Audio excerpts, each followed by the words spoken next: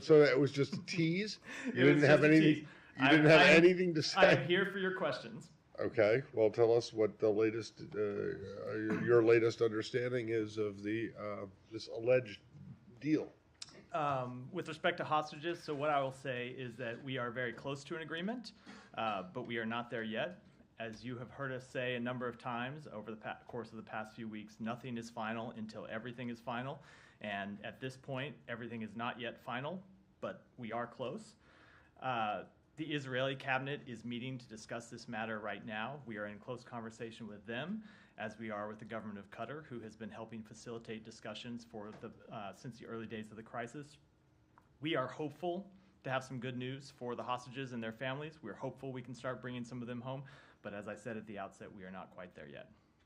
All right. Well, so when you made reference to the Israeli cabinet meeting right now,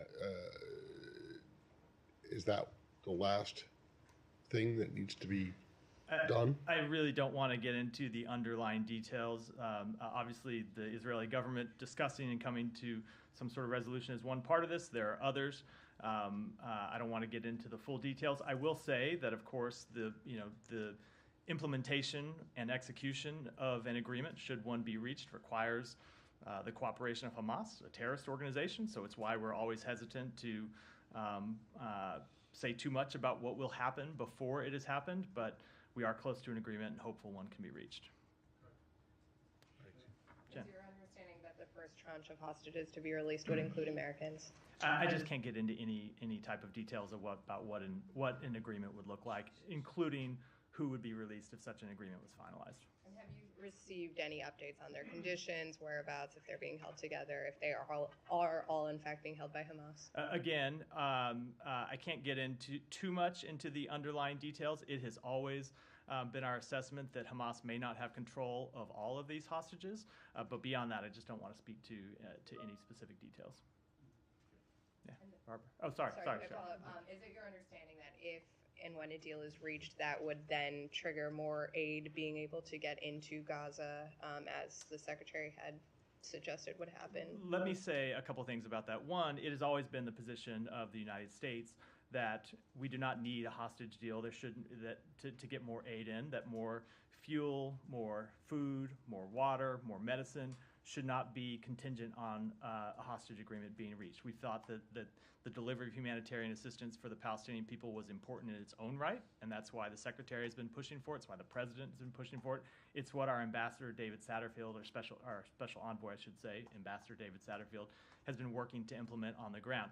That said, it has been clear that for some time that an agreement on hostages would release or would unlock the potential for delivery of more humanitarian assistance. So we're hopeful that that would take place. But again, it has always been our position that the two don't need to be linked, that humanitarian assistance should be delivered as quickly as possible for the benefit of the Palestinian people. But the Israelis seem to have linked it, it seems. It does seem that the way I would say it is it does appear that any kind of hostage agreement, should we reach one, would unlock more humanitarian assistance flowing in. Barbara. Actually, that was similar to my question, but on the understanding that is what you're hoping for, have you made extra preparations? I mean, are you poised to move quickly to get more aid in? Like, what's the activity around that? We have been working to not just related to any hostage arrangement. We have been working independent of that to facilitate the delivery of more humanitarian assistance in. And so you have seen U.S. aid fly more humanitarian assistance into Egypt to have it pre-positioned so it could go into Gaza. Some of that aid has started to move. We've been working with other international donors to facilitate the delivery of aid to Egypt to go in through Rafah. And then, of course, there's a screening process that has been a bit of an impediment to the fast delivery of aid. And we have been working with the government of Israel, with the government of Egypt on all of these matters to try to increase the flow of humanitarian assistance. You saw a breakthrough last week, an initial breakthrough, when we saw an agreement to deliver fuel in, which of course is important to ensure that water can be desalinated. It's important to ensure that there's electricity for hospitals. It's important to ensure that the implementers, the organizations that actually deliver the humanitarian assistance inside Gaza, once it goes through Rafah into Gaza, that they can deliver it to the people who need it. So we have been pushing all those things independent of any potential hostage arrangement, and will continue to do so. Just to follow up, So you mentioned the issue about the screening and trying to get more facilities or people in place to do more screening, which would then help more aid. If there is a long humanitarian pause in exchange for hostages, although you're not linking aid to hostages, but whatever, if there is a time period, does that mean you wouldn't necessarily get a lot more aid in if you're still dealing with these issues like screening and so on? Like how much how much do you think it could boost aid if there was? I think we're getting into the realm I'm not comfortable. I'll talk a little bit about what we've done and what we're trying to do, but when we start getting too far into what could happen as a potential result of a deal that has not yet been reached, I think I'm going to decline to comment in too much detail. Just one last question. The Israelis beginning their southern offensive, and you've talked about wanting to make sure there's better arrangements in place for protection of civilians.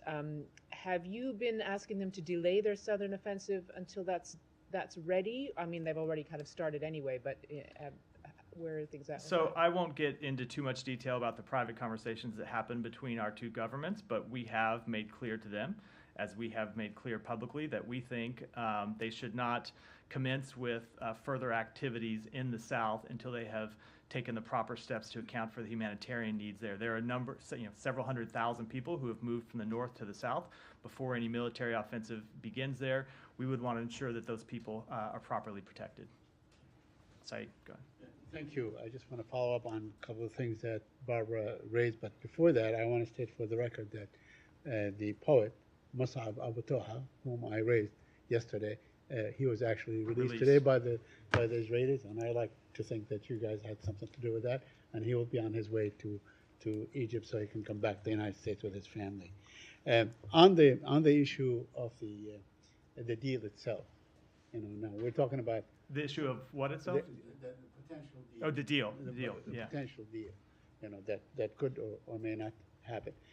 Is it your understanding that there is a split in the Israeli cabinet as to who may agree or disagree, and will that hold the going forward with a deal? I'm just not going to discuss internal Israeli political matters. Right, but let's say, if the war cabinet agrees and the larger cabinet does not agree, or the Supreme Court and so on, then we're back to square one. Are you urging the Israelis to go forward with the deal? I'm not going to discuss our private conversations with the Israeli government, but we have been attempting to reach an agreement to secure the release of hostages for some time, and I'll leave it at that. Let me just ask you on something that you always state, that you want the Israelis to abide by the laws of war. You want to minimize civilian casualties among Palestinians and so on. Yesterday or the day before was, Children's World Day, or whatever. 5,500 Palestinian children have died thus far. Do you think the Israelis are abiding by the laws of war? So I will say that it is a tragedy how many people have died in Gaza. It's a tragedy how many children have died, especially. As the Secretary has said, it is our belief that far too many Palestinian civilians have been killed as a result of this conflict. We continue to engage with the government of Israel about steps we believe they should take to minimize civilian casualties. It is an ongoing conversation between our two governments, and we continue to engage with them on every possible measure they can take to ensure that civilians are not in harm's way as they conduct legitimate military operations. And I do want to remind everyone again that the reason why this is so difficult even in most conflicts, is because Hamas embeds itself inside civilian targets. And so Israel faces this difficult situation where there are legitimate military targets, terrorists who launched an attack against the Israeli public and who have said they want to continue launching terrorist attacks against the Israeli public, and in fact continue to launch rockets, even in the past few days, against the Israeli public. And Israel has a right and obligation to take military action to try to bring those terrorists to justice, but their burden is in no way lessened to minimize civilian harm. And so that is what we continue to emphasize to them in all of our conversations with them, including concrete steps about how they can do that. And on that very point, now the Israelis seem to be obsessed with the Palestinian hospitals. I wonder if you've seen the interview done on CNN with the former Israeli Prime Minister Ehud Barak, who acknowledged that it was actually Israel that built these, basements or tunnels and so on. Have you seen that? I saw a report of the interview. I haven't seen the full interview, and I don't have any independent assessment about that. I would say, regardless of what particular tunnel he might be speaking to, or if there are Hamas, the issue of Hamas embedding itself under a hospital would be a different matter. Obviously, I mean, they really showed no proof, but what he was suggesting that these, whatever, caverns or whatever you want to call them underneath the hospital, they actually were there for utilitarian purposes. So what I will say about that is, number one, we we've assessed, but it's public knowledge at this point, shown over many years, that Hamas has also built its own tunnels, regardless of that. Number two, whatever infrastructure exists at a hospital, under a hospital, no matter who put it there, terrorists should not be using that infrastructure to embed themselves underneath a civilian target, underneath a civilian hospital, underneath a hospital that is supposed to exist for the care of civilians, and making that, using that facility as a human shield. So it is, I think, a separate issue than who might have built whatever room it is the former prime minister was referring to. Humera. Matt, just to follow up on a couple of things from colleagues' questions. So this might be a little bit down the line, but is there at all an understanding in these hostage negotiations for what comes next after this deal? And I'm asking because there are 240 people who are taken hostage by Hamas. So while Israel, Hamas, Qatar, and you were somehow in these conversations about this number of people, was there any understanding for what happens with the rest of the people? So I do appreciate the question, but if I'm going to decline to comment on an arrangement that has not yet been finalized, not yet been reached, I certainly don't think I can comment on what might come next after this arrangement. Right. I would just say, to reiterate that, again, we're close to a deal. We don't have one yet. I can't talk about what might be in a potential deal, let alone what might come in its aftermath. But surely you're talking for everybody. It has been our goal from the beginning to secure the release of every single hostage. The United States is focused on American citizens, of course, but we're focused on all of the hostages. We want to see all the hostages released. We don't think any of them should be held. That has been the goal of our negotiations from the outset, but I can't get into what any steps might look like. And just to push you a little bit more on Barbara's question about possible Israeli offensive in the south, John Feiner also talked about this as well, but what is the very latest in the sense that are you getting a timeline from them on when they are planning to start this? And are you telling them specifically, here are the things, here are the objectives, here are the safe zones you have to create, or whatever you think appropriate to call them before you start this? And without these, you should not be starting this. Is it that clear cut? So we are having fairly detailed conversations with them about steps that they could take to protect civilians and steps that they could take to increase humanitarian access, increase humanitarian protections, especially in the south. I don't want to get into the details of those conversations. Obviously, the Israeli government makes its own decisions about its military campaigns. The conversations that we have been having with them are on steps that they can take as they look to the south to increase protections for civilians, especially considering that hundreds of thousands of civilians, after being told to move by the Israeli government, moved from the north to the south. We think it's important that those civilians now have a way to put themselves out of harm's way. And in terms of the protections for civilians, is it United States government's proposal, and does it include ICRC or UN for the creation of those safe zones? Like, whose proposal is it, and what does it look like? So we have been in conversation not just with the government of Israel, but with a range of humanitarian organizations, including the United Nations, about how exactly civilian protections could be implemented, how they can best be implemented. But I think it's best that while those conversations are ongoing, I keep the details of them confidential. Do you have like a target in mind? Like, we're looking to conclude those conversations and have some sort of a rough plan by the end of the week, I soon? just wouldn't want to put a timeline on it. One more. Yeah. There seems to be a bit of a discrepancy between U.S. and UN on the opening of Kerem Shalom. I've read the transcript from yesterday. You guys don't seem to be focusing on trying to get that one open. Do you think Rafah has the capacity to process more aid? But UN, Martin Griffiths seems to disagree a little bit, and they are imploring Israel to allow humanitarian aid via Kerem Shalom. Why the discrepancy? So there may be a little bit of apples and oranges here. I think in terms of addressing your question, we don't think that there is a problem with the ability for Rafah to handle more traffic in terms of the number of trucks that can just physically go through it carrying humanitarian. Rafah is big enough to handle that. It's big enough to allow the delivery of a massive amount of humanitarian assistance. There has been an issue with screening. I think Jen was alluding to it in her question earlier. And we have been in conversation with the government of Israel about additional ways to get additional screening for trucks that would then go in through Rafah. But no, I'm coming. The government of Israel has very real concerns about security at Kerem Shalom. And you can understand why. One side of that border is obviously Gaza, in areas of Gaza that are still controlled by Hamas, that are not controlled by the government of Israel. We continue to have conversations with Israel about the best way to increase the amount of screening so trucks can get screened and then get in through Rafah, but they do have very real concerns about opening Kerem Shalom, and that's why you've seen them not take that step as of yet. Final thing, because Griffiths is actually giving a percentage saying Kerem Shalom crossing was used to carry more than 60% of the truckloads going into Gaza before the conflict, but I understand and I'm aware of the sort of screening-related backlog.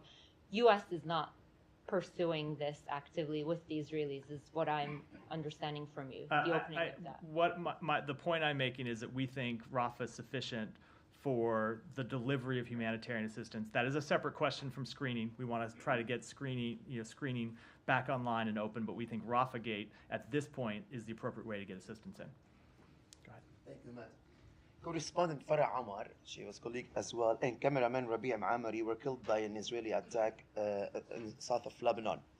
It was a direct attack because it was carried by a drone. And drone, you have a camera, you can see who's on the ground. They were under a tree waiting for her turn to go on live on TV. Well, there was a comment from the manager of the Mayadeen channel, who happened to be their boss, that Israeli government decision this month to block access to channel's website, and this attack targeted them. Last week, almost my colleague Nakhla Adaimi could have killed as well. The missile passed by him, and there was a convoy of different stations, Al Jazeera, Al Arabiya, all kind of stations, Washington Post in Beirut. They were checking some of the areas, a tour by the UN. So how Israel is obeying the rule of law if it's attacking directly journalists to punish them or silence them? And no offense, but Israel has an extension, a huge history of killing civilians directly. So again, I'm never in a position from here to speak to any particular strike or any particular military action when the entire facts are not known to me or not known to the U.S. government, including what information the government of Israel had, what might have gone into a decision, whether there was a mistake or not. It's impossible for me to speak to the merits of any individual strike. That has been true not just with respect to this one, but with respect to others. I will say that we are concerned by the reports that civilians, including 2 journalists, were killed in Lebanon. Our thoughts are with the loved ones of those killed and all these Lebanese people. If you were here yesterday, you heard me speak to our belief in the importance that journalists play in conflict zones. Journalists are fundamental to a free society. We stand with the journalists around the world who do critical work that we rely on every day. We rely on the reports of journalists here in the United States government. We know people all around the world do, and they do that in some of the most dangerous conditions imaginable. I will also say that we are concerned over the escalation of violence along the blue line. We have made clear we don't want to see the conflict in Gaza spread to Lebanon. That has been one of our top priorities and one of the top objectives we've tried to achieve since the outset of this conflict. Restoring calm along the blue line is of the utmost importance to us, and it should be a top priority for both Israel and Lebanon. There was also an attack on a church yesterday. And, I'm not sure if you know the nature of south of Lebanon. Christian villages don't have any existence of Hezbollah. So we can say like Hamas, they were like attacking or throwing missiles next to a hospital or a mosque. In Lebanon, Christian villages don't have any presence of Hezbollah. What was the target inside that church? So who was holding accountability? I know you're putting so much pressure on the Israeli government. No, I understand, but when you ask me that type of question, it was not an action carried out by the United States government. It's not a question I can answer, and I'm not able to offer an assessment about an individual strike. You are supplying Israel over $14 billion of military aid. But when it comes to a specific strike where it's not an action that's taken by the United States government, and I don't have all the available information, it's not something I can offer an assessment on. Why the post? Last Go question. ahead, yeah. Why the feeling in the Middle East that anything happened with everybody's as a human as any person will condemn any action against humans, what happened October 7. Why there's a feeling in the Middle East in every country now that the U.S. whatever happens in Israel it's a big deal, but the life of Palestinians or other people it's no deal. So it's I'm telling you what's the feeling in Lebanon, and you can do a survey and you can have the same feeling. Let me just answer the question. I think the Secretary has been very clear about this exact question, that far too many Palestinians have been killed. He's spoken to this directly. He's spoken to how, as a father, when he sees especially the bodies of deceased children, how it affects him. And I can tell you that's true for everyone inside the United States government. And it is precisely why we do engage with the Israeli government to impress upon them the need to take all possible steps to minimize civilian harm. So I hear this sometimes, and I can tell you these are conversations that we have at the highest levels of our government, sometimes very intense conversations about steps that we believe Israel should take, as well as the steps that we believe they should take to keep civilians out of harm's way, to help civilians move to places where they'll be safe from harm so they won't be injured from this ongoing military conflict, as well as the steps that we think are important that we have pushed for and in many cases secured to get humanitarian assistance in to the Palestinian people. Go ahead. I want to go back to Gaza and the ongoing, the reports of ongoing and circulation of the Indonesian hospital in Indonesian hospital in northern Gaza, and there's also reports of some killed and injured during some Israeli military attack on the hospital. What is the reason of attacking this hospital in your perspective? Again, so I would say I'm not able to assess the merits, the individual facts or circumstances surrounding any individual strike. I think all of you that have covered wars in the past know about conflicting information that emerges and accounts that change over time. It's difficult for anyone to make an assessment about what happened and the reason for it happened, and certainly we don't have all the facts, or I don't have all the facts here at this podium to speak to them. I will say, as a principle, we do not want to see hospitals struck from the air. We want to see hospitals protected. Hospitals provide critical services to the civilian population in Gaza, and we want to see the government of Israel take steps to minimize harm to civilians, and of course that includes at hospitals where civilians are seeking much-needed medical care. But I'm not talking about the merit from the Israeli point of view. I mean, for that Al-Shifa, for example, you had an assessment that Al-Shifa is used by Hamas either as a headquarter or a command center. Do you have any assessment that Hamas is using the Indonesian hospital as a command center? I'm not going to speak to intelligence assessments aside from the very limited information that we have already downgraded and made public. We do see, unfortunately, that Hamas uses not just hospitals but mosques and schools and other places of other pieces of civilian infrastructure as places where they can embed their fighters, as places where they can use to launch attacks, and places where they can use civilians as human shields. So, as I said a minute ago in answer to another question, it puts the Israeli government in a very difficult position where they are trying to defeat legitimate military, or try to accomplish legitimate military objectives, but sometimes when the terrorists they are trying to go after have hidden themselves in hospitals and schools and mosques. So it is a difficult problem, but it doesn't lessen their responsibility, which is why we continue to engage in these conversations with them about taking every possible step they can to minimize civilian harm. I will say, with respect to Al-Shifa, we were very clear. We did not want to see Al-Shifa struck from the air. We did not want to see fighting going on inside the hospital. We wanted to see civilians protected. And I think when Israel did launch the their military operation at Al-Shifa, you saw them do it, in a much more careful way, where they went into the hospital in a way where they were trying to protect patients and where they were trying to evacuate patients. Before they went in, they offered to help facilitate or to allow third-party relief organizations to facilitate the evacuation of that hospital. Hamas said no. Hamas wouldn't allow it. So there's always more that Israel can do to take steps to minimize civilian harm, and we will continue to encourage them to do that. But again, as long as Hamas continues to embed itself inside the civilian population, we are going to see this difficult challenge over and over again. Yeah, Michelle. Will the Secretary receive the Arab ministerial delegation that visited China, and how do you view their visit to China first? I don't have any scheduling announcements to make, but certainly a number of the ministers who made that trip to China are people who he's met with repeatedly in the past few weeks, and people he's had conversations with by phone repeatedly. So we will continue to engage with a number of those individuals, whether it be here, whether it be in the region. I think you can anticipate that the Secretary is not done traveling to the region, and of course I will mention that we met with the Foreign Minister of Saudi Arabia, the Foreign Minister of Egypt, both of whom were part of this delegation in New York last month. So we will continue to meet with them, whether it's here or there. I don't have an announcement to make at this time. Saudi Crown Prince has asked all the countries who are providing Israel with arms to stop providing them with ammunitions and arms.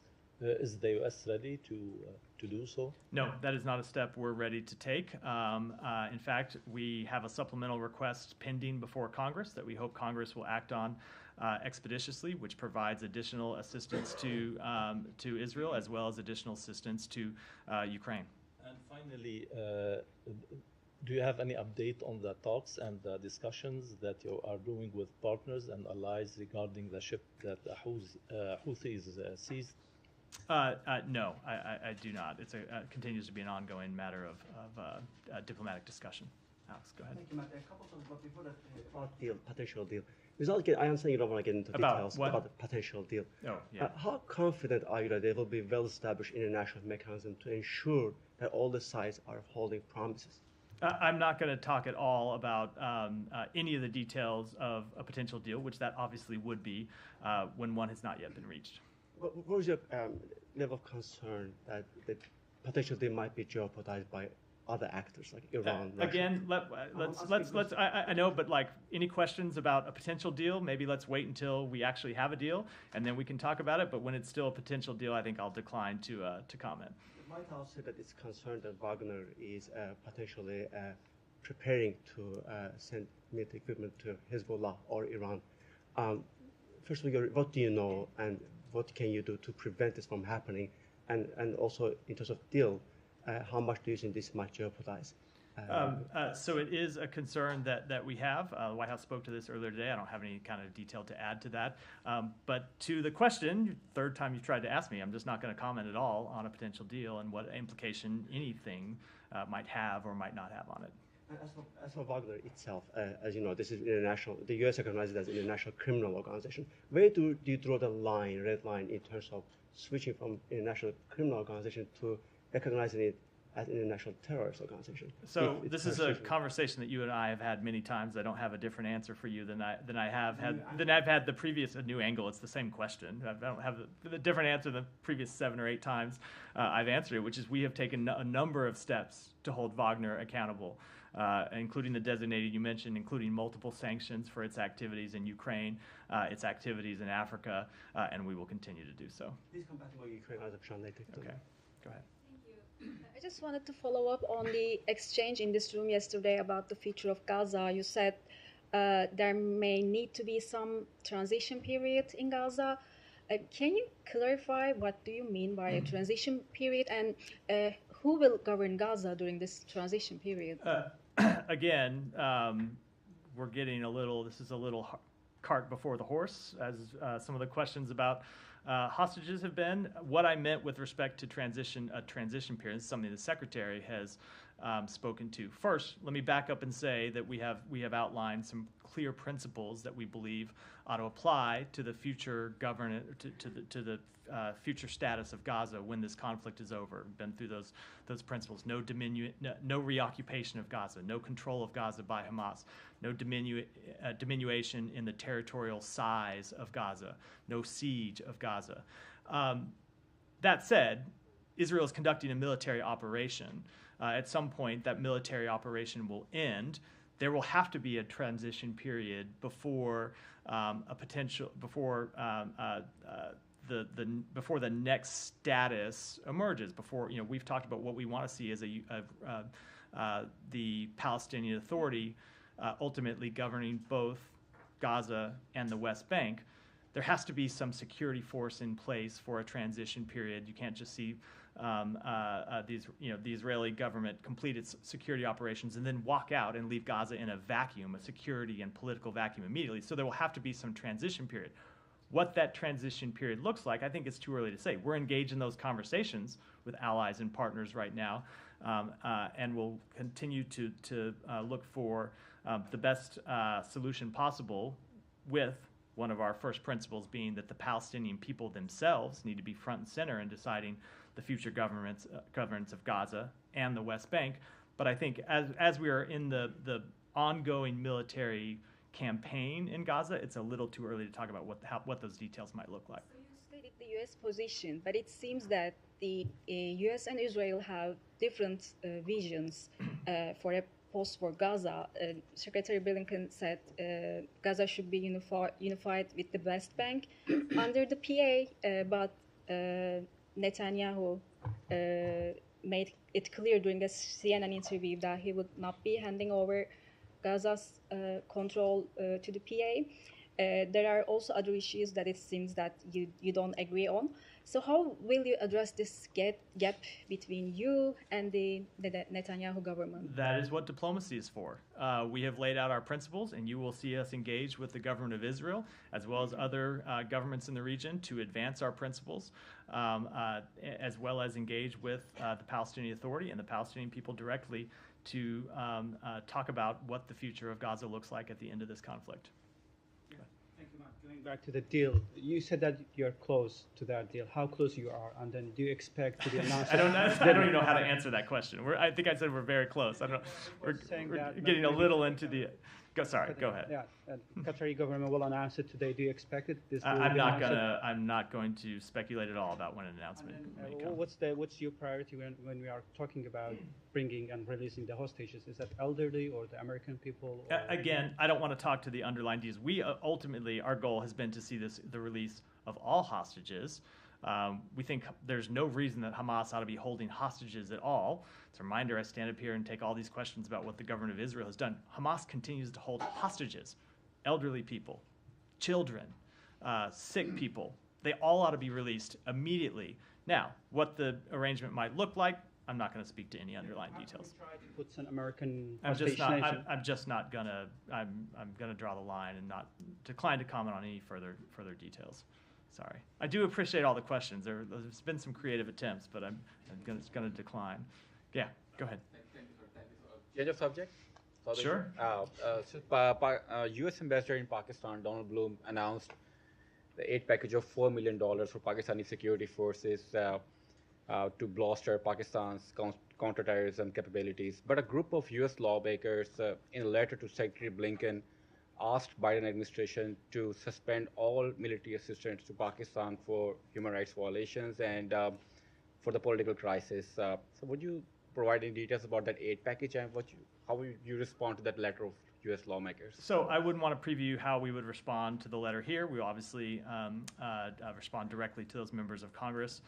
With respect to the announcement that the ambassador made, we'll be pursuing 4 new initiatives to support the Balochistan police in their efforts to protect and serve their local communities. We're going to provide $4 million in assistance to expand the anti-terrorist force training facility, $2 million to repair or replace 10 flood-damaged police stations, $2 million to construct 10 new police stations that incorporate the same model to improve service to women, girls, and all Pakistanis, and then an additional $250,000 in equipment to protect law enforcement officers in the course of conducting their work. These initiatives build on more than 40 years of partnership between the U.S. mission in Pakistan and the Pakistani government on civilian security and rule of law. And from our standpoint, the partnership improves justice institutions and provides law enforcement agencies with the tools they need to protect Pakistan's citizens. The Pakistani media is reporting that U.S. Ambassador Donald Bloom held a meeting with former Prime Minister Imran Khan in Adiala prison and discussed the political situation. Would you deny or confirm that meeting? I would refer you to the embassy to contact to comment on any meetings the ambassador has had. But as we have said a number of times, we do not take a position on candidates for political office in Pakistan or any other country. One last question, sir. Pakistan is deporting millions of Afghan refugees, but on the request of U.S. government, Pakistan says that it would not deport 25,000 Afghan refugees who are waiting for their American visas. How would you see this decision by Pakistani government? So we are in close and constant communication with the government of Pakistan on the safety of individuals in the U.S. pipeline. It is our desire to work in good faith with the government of Pakistan to address any concerns that it may have. Our key concern is the safety of the vulnerable and at-risk individuals. We believe it is in both our country's interest to ensure the safe and efficient resettlement of refugees and asylum seekers, and we join all of our partners in urging all countries, including Pakistan, to uphold their respective obligations in the treatment of refugees and asylum seekers, and strongly encourage all of Afghanistan's neighbors to allow entry for Afghans seeking international protection and coordinate with international humanitarian organizations to provide humanitarian assistance. Can I have a follow-up? Sure. Yeah, go ahead. Could you give us a sense of numbers on how many Americans, Afghans we're talking about that would be in this pipeline? I don't have a number at my disposal right now. I'd be happy to follow up and see if we can get it for you. I just don't have it at my fingertips. Thank Go you ahead. so much. I'll stay in subcontinent. Just to make sure, do you think that the choice of violence by the Nationalist Party in Bangladesh is contributing to the undermining the democratic process in Bangladesh? So we want to see a free and peaceful election in Bangladesh. We want to see the elections carried out peacefully. That has been our policy, as I've made clear a number of times from here. Thank you for that. Will you condemn, I repeat, will you condemn the political violence orchestrated by the BNP to the context of human rights that you care about? I think I answered that with my previous answer. Go ahead. Thank you very much. Yeah. I have a question on Russia and one on the U.S. There is a media report that President Biden will not be attending tomorrow's virtual G20 summit. Who will be representing the U.S. tomorrow? So I will let the White House speak to the president's schedule. I don't have any update on that.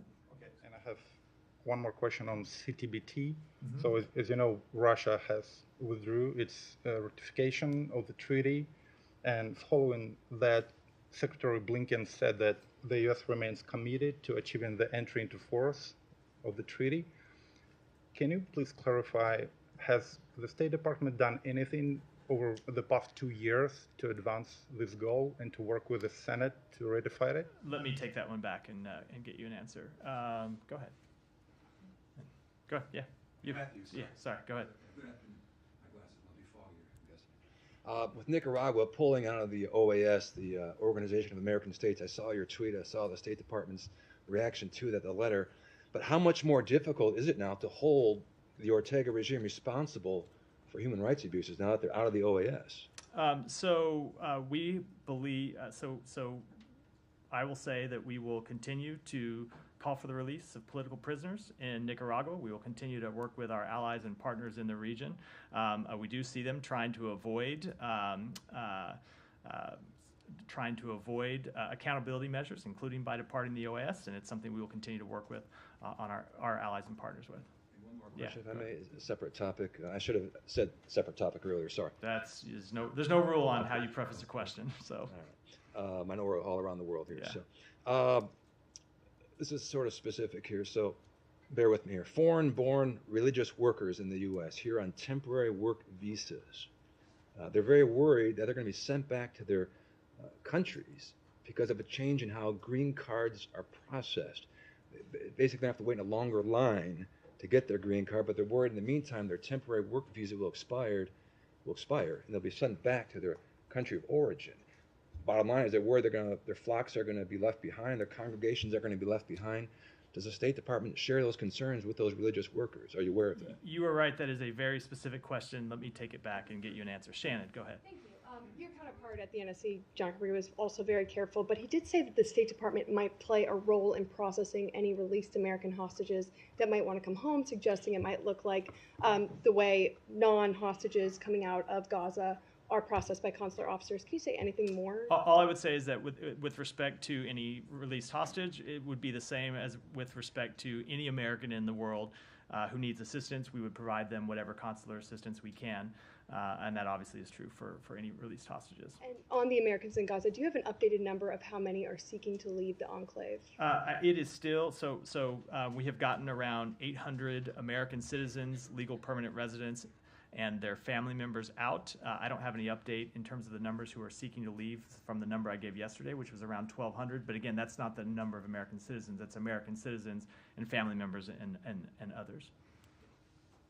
Alex, go ahead. Back to Ukraine, if you don't mind. Yeah. Today marks 10 years since Ukraine's revolution of dignity. Just want to give you a chance to speak to that. The Kremlin keeps calling it a quote-unquote foreign-sponsored coup. And separately, Russian foreign ministry officials also today were quoted as saying that the coexistence with Ukrainian current quote-unquote regime is not possible. What is your understanding? Say that last part again. Coexistence with Ukrainian regime is not possible, they say. What is your understanding of what they are saying here, and what is your reaction? So I think my reaction would be is that you continue to see the Russian government make outrageous and unacceptable statements about Ukraine. And so it just reinforces our conviction to continue to supply Ukraine with the assistance that it needs to defend itself, to repel Russian aggression from its borders. We've seen Russia make, and that applies to the first part of your question as well, the amount of Russian propaganda that we hear about Ukraine didn't just start this year or last year. It has been going on for a number of years. And it reaffirms, as I said, our commitment, and I think heightens the need for Congress to take action to pass the supplemental request that we've sent up to Ukraine. The secretary just today had a call with his G7 counterparts to talk about additional steps that we are taking through the United States, and we are taking in concert with our allies and partners and in cooperation with the government of Ukraine to try to harden Ukraine's infrastructure in advance of the winter. Last winter, we saw Russia striking energy sites, trying to take them down in Ukraine, and so we are working with Ukraine to try to harden its infrastructure in advance of this winter. Anything you can offer in particular about Maidan's anniversary? Just what I already said. Go ahead. Yeah, Alex, that's a few. That's about it. Go ahead, and then we're gonna wrap here. Go ahead. Thank you, Matt. Go ahead, and we're gonna have to wrap up. This morning's North Korea missile launch. I understand NSC put out a statement saying you guys are still making assessments, but according to Yonhap, North Korea is claiming that it successfully put a spy satellite in orbit. So are you able to confirm whether or not the launch was successful? And if so, how does this change the security situation in the region and for the U.S.? So I cannot confirm that assessment. It is still something that's ongoing inside the United States government. I can say that we condemn the DPRK's unlawful launch of a military reconnaissance satellite on today.